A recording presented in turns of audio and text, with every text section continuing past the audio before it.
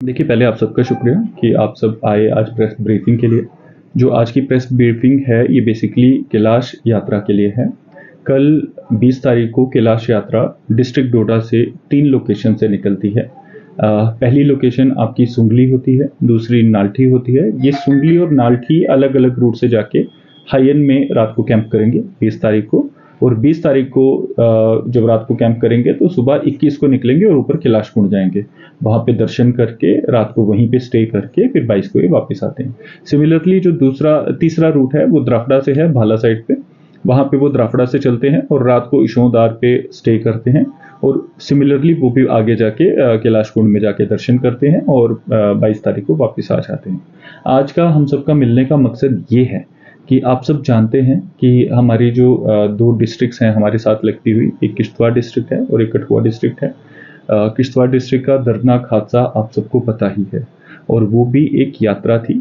यात्रा में जब श्रद्धालु जाते हैं तो उनकी सेफ्टी, उनकी सिक्योरिटी, ये सब डिस्ट्रिक्ट एडमिनिस्ट्रेशन की जिम्मेदारी होती है। हमने 3 राउंड ऑफ मीटिंग्स की थी। उसमें तमाम जो सिविल, मिलिट्री, पुलिस, जो भी सिक्योरिटी अरेंजमेंट करने थे वो हमने सारे मुकम्मल कर लिए हुए हैं। अभी रिसेंटली संडे को हमने एक और मीटिंग की थी। उस दिन जितने ऑर्गेनाइजर्स थे भद्रवाह के, भाला के, सबसे बातचीत हुई थी। उसी के एक दिन पहले कठुआ में क्लाउड बस्ट हुआ, उससे कुछ दिन पहले किश्तवाड़ में हुआ। तो हमारे जो ऑर्गेनाइजर्स थे वो भी कंसर्न थे सेफ्टी के लिए हमारे लोगों की।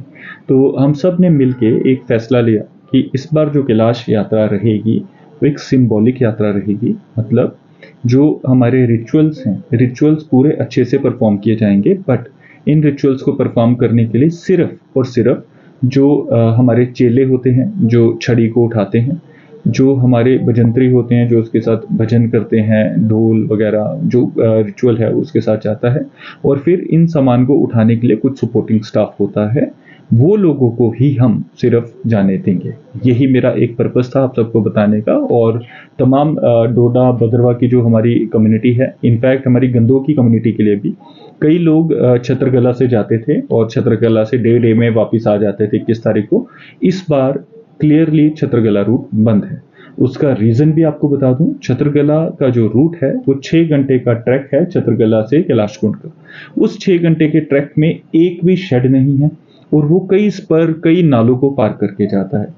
इन केस खुदा न खास्ता कोई भगवान ना करे, अगर कोई इवेंचुअलिटी होती है तो हमारे पास वहाँ ना तो कोई सड़क है, और ना ही वहाँ पे, आप जानते भी हैं कि वहाँ पे हेलीकॉप्टर का जाना भी बड़ा मुश्किल होता है, क्योंकि वहाँ पे एडवर्स वेदर और हवाएं बहुत तेज़ होती हैं।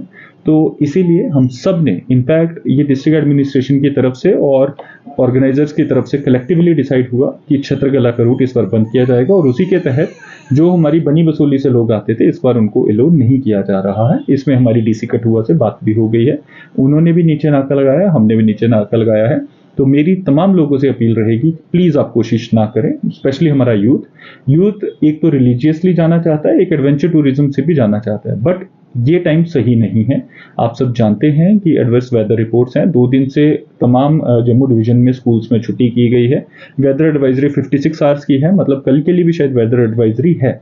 But at the same time IMD department से हमारा टाइम टू टाइम राब्ता चल रहा है डिस्ट्रिक्ट एडमिनिस्ट्रेशन का, और लोकलाइज्ड वेदर पैटर्न्स को स्टडी किया जा रहा है, ताकि अगर कोई एडवर्स वेदर कंडीशन आती है तो हमारी जो वहाँ पे पैरामिलिट्री, पुलिस, हमारे जो वहाँ पे, अब क्योंकि वहाँ नेटवर्क का इशू है तो वहाँ पे जो हमारे वायरलेस हैं, सैटेलाइट फ़ोन है, उसके थ्रू हम लोगों को आगाह कर सकें। इसमें बस यही मेरा एक मकसद था कि छत्रकला से आप एक क्लियर मैसेज जनता तक पहुंचाएं कि छत्रकला से वी वोंट बी अलोइंग, हम किसी को नहीं परमिट करेंगे कैलाश कुंड की तरफ जाने के लिए, ना 20 को, ना 21 को, ना 22 को। अब जो ट्रेडिशनल रूट्स हैं, जो होली मेस है, जैसा मैंने बताया कि ये जो यात्रा है ये जिस तरह से होती है उस तरह से होगी ऑन ए सिंबॉलिक बेसिस। तो होली मेस के साथ सिर्फ हमारे जो चेले हैं, जो भजंत्री हैं और सपोर्टिंग स्टाफ जाएगा, और उनको बकायदा नाल्ठी में, सुंगली में और द्राफड़ा में हमारे ऑफिसर्स तैनात रहेंगे। बकायदा उनकी रजिस्ट्रेशन की जाएगी, और रजिस्ट्रेशन के साथ उनको आई कार्ड दिए जाएंगे पहनने के लिए, जिस तरह से हमारी हर जगह यात्राएं होती हैं। अब एक चीज सबको नोट करनी चाहिए कि रात को हायन में रुकना होगा और इशोदार में रुकना होगा। हमारा स्टाफ वहां पे भी रहेगा। अगर कोई दूसरा रूट लेके वहां पहुंच भी जाता है बिना आई कार्ड के, उसको वहीं से टर्न बैक कर दिया जाएगा। तो ये तमाम लोगों की सेफ्टी के लिए किया जा रहा है। तो मैं समझता हूँ कि पूरी जो हमारी आवाम है, हमारी जनता है, इसमें डिस्ट्रिक्ट एडमिनिस्ट्रेशन को कोऑपरेट करेगी।